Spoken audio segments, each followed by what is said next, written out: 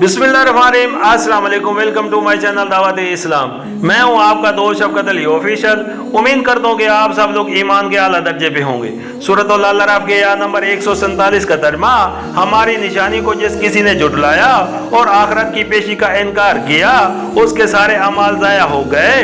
क्या लोग उसके सिवा कुछ और जजा पा सकते हैं कि जैसा करें वैसा भरें। सूरत अल-अराफ हाशिया नंबर 105, ज़ाया हो गए यानी बारावर ना हुए, गैर मुफीद और लासिल निकले, इसलिए कि खुदा के यहाँ इंसानी सौ अमल के बारावर होने का इन्हसार बिल्कुल दो अमूर पर है। एक ये कि वो सही अमल खुदा के कानून शरई की पाबंदी में हो, दूसरा ये कि उस सही अमल में दुनिया के बजाय आखिरत की कामयाबी पेश नजर है।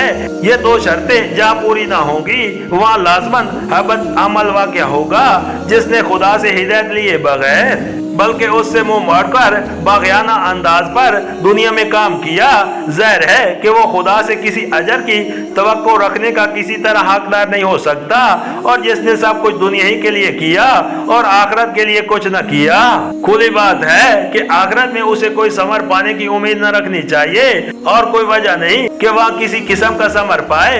अगर मेरी ममलूका जमीन में कोई शख्स मेरे मंशा के खिलाफ तस्वर करता रहा है तो वो इससे सजा पाने के सिवा आखिर और क्या पाने का हकदार हो सकता है। और अगर जमीन पर अपने गस्बाना कब्जे के जमाने में उसने सारा काम खुद ही उस इरादे के साथ किया हो कि जब तक असल मालिक उसकी जुर्रत बेजा से आगमाज कर रहा है, उसी वक्त तक वो उससे फायदा उठाएगा और मालिक के कब्जे में जमीन वापस चले जाने के बाद वो खुद भी किसी फायदे का मुतवक्किल या तालिब नहीं है, तो आखिर क्या वजह है कि मैं उस कसब से अपनी जमीन वापस लेने के बाद जमीन की पैदावार में से कोई हिस्सा ख्वाह मख्वाह उसे दूं।